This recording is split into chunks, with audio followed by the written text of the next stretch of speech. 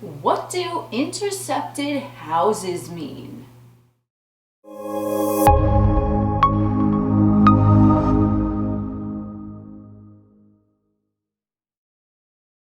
What is up, alienARMy? I am Oculus, the alien next door, purveyor of esoteric lore, and on this channel we discuss everything esoteric, occult, and alien. Today's topic, we are going to be diving a little bit into the realm of astrology, talking about intercepted houses. So, quick breakdown. There are different type of charts. You can actually use a whole house chart system. I personally don't do that because I find interceptions to really spice up the reading. I find them more accurate. Okay, that's my personal view.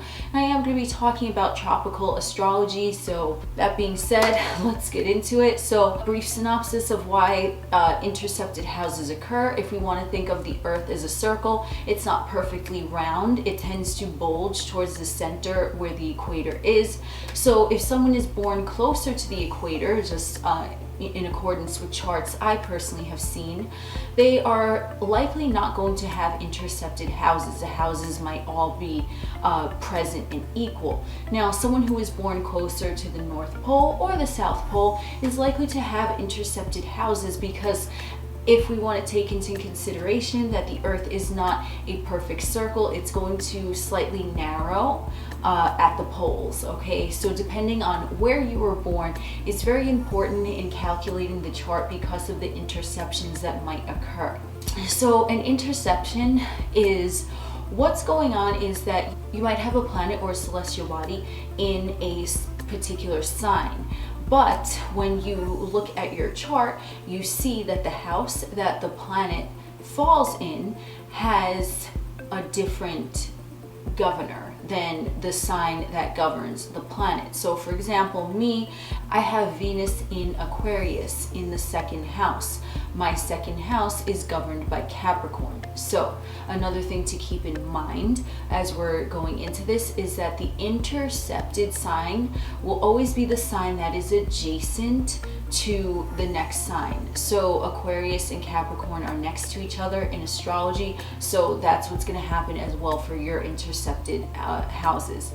Another thing to keep in mind is that the interceptions are going to take place on the opposite axis signs. So for example, a chart with interceptions is going to have one polarity axis intercepted and have double of the adjacent polarity axis. So for example, in my chart, I have Virgo and Pisces intercepted. They are opposite signs.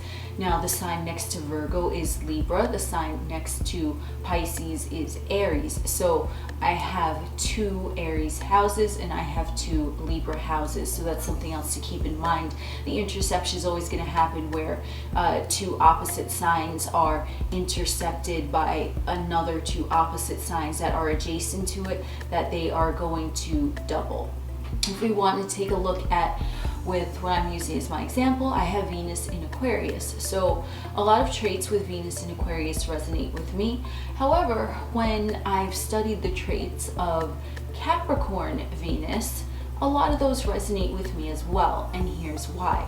Now, Venus is in the constellation of Aquarius in my chart. It is in my second house. The second house in my chart is intercepted, meaning that energy of that planet is intercepted by Capricorn, because now Capricorn is governor of the house that my Venus sits in. So if we want to think about it, the rules of the house, so to speak, let's say you walk into an establishment and there are certain rules or whatever that you abide by. Let's say, for example, no smoking in whatever establishment. Okay, you might be a smoker, but when you're in that house, you're not going to be able to smoke, at least not out in the open, right? So we want to look at that as the chart. Another example that I like to say is if we are picturing a cake, we have a vanilla cake with chocolate frosting. So the fluffy stuff, the cake, is vanilla, which would be the sign of the planet. Okay, so for me, it would be the Aquarius Venus. Now the frosting, because it's on the outside, it's the outer layer, this is the interception of Capricorn. So when I bite into the cake, I'm tasting both the fluffy the interior and I'm tasting the frosting of the exterior. So the two signs, the energies are going to be somewhat blended. Now, the way that intercepted planet is going to express itself is going to be through the sign of the interception. So for me, I have Venus in Aquarius, and that's how I'm on the inside. But on the outside, because Capricorn's governance is there, it is going to be expressed in a more Capricorn way. So, which is why I come off, I would say, more serious in aspects regarding to Venus than someone with Venus in Aquarius. Although it's there on the inside, but the outer, the way that I'm going to express it, it's going to be, let's say for example, a trait of Aquarius is freedom loving. A trait of Capricorn is going to be more grounded in essence, right? So it's freedom loving, but there's going to be like a little bit of grounding. Like I'm freedom loving to an extent, then I'm like, what, should I do this? Are you for real? It's going to come out like that. So for example, if we want to use my Venus in Aquarius, the traits of Aquarius are going to be what's expressed. It's how it's kind of what's going on the inside, but the way that it comes out and the way that areas of Venus are going to be received is going to have the taste of Capricorn on it. So for example, someone with Venus in Aquarius might be considered rebellious a little bit in the area where Venus is concerned, whereas someone with Capricorn there is going to seem more traditional. So what's going to happen is that at first glance, I'm going to come off as someone who's traditional in that area, but then after you pass that interception and you kind of get to the root of it, you're going to see more of that rebelliousness, but it's still going to have what was the word I used? I forgot. It's still going to have that sort of that conservative vibe to it, even so it's like a rebelliousness but conservatively. It's like a thought out rebelliousness. It's not just like whoo, like out of nowhere rebelliousness. It's more thought out, but it's still shocking to others because they're like, wait a second, because their first impression might have been the conservativeness of the Capricorn energy, but then when they see it, they're like, whoa, where did that come from? So it's sort of like intercepted planets.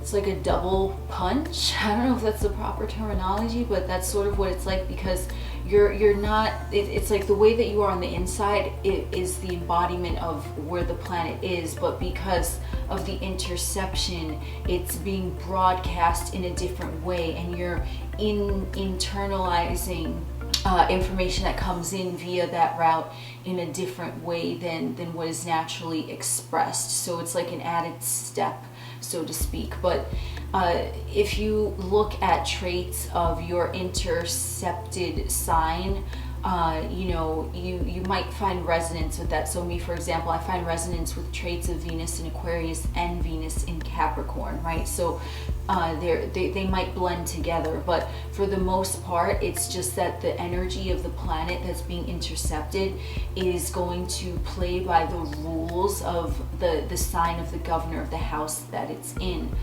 And another thing that I want to say is that with my example, I used Venus. Venus actually happens to be at home in the second house, okay, because Venus naturally governs the second house and the seventh house. So that is going to be expressed totally different than if, let's say, someone had Venus in the ninth house, which is the alien environment for that Venus. So it might be a little bit more misconstrued, okay? So yeah, that was a really quick breakdown of interceptions. You want to take into consideration both signs, all right?